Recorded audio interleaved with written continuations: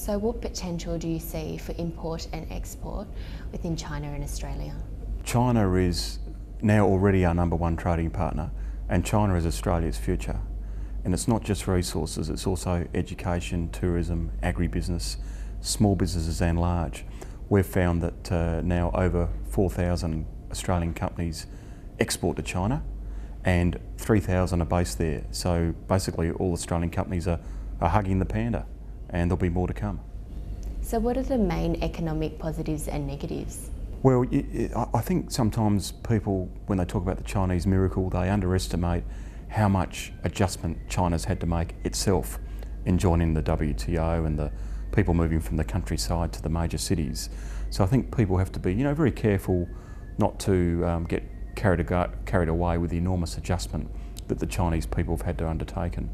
Major things to watch, I think, are obviously, major international events, geopolitical events. I think the environment's a very important issue that could be have a major impact on China, and I think that's why environmental exports and environmental expertise between Australia and China is very important. And also I think in financial services there's a lot more for Australia to do to assist China in having its own financial sector mature. But otherwise, the investment in infrastructure and domestic investment means that China's obviously more on the opportunity than the risk side when it comes to Australia. So what is the real message for small businesses wanting to enter the China market?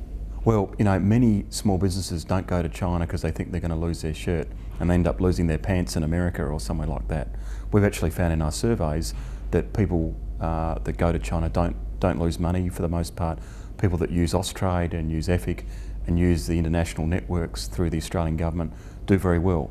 And we've actually found a lot of success, and we've got as many small businesses now going to China than to the whole of Europe. So it's an expanding market for us. The Olympics is a great opportunity for Australia. We have a Mandarin speaking Prime Minister in Kevin Rudd opening the Business Club Australia.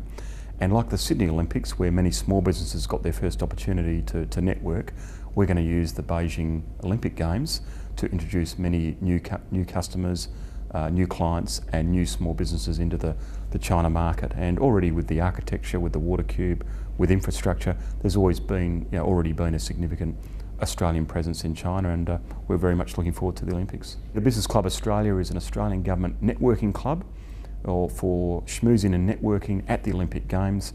We know that as well as the major Chinese dignitaries, there'll be leading Chinese business people at the Games, at Business Club Australia, and Kevin Rudd will be, of course, representing Australia. So it'll be very important for getting good access to government officials in China and leading Chinese business figures. So it's a big opportunity for Australia, and we're looking forward to it.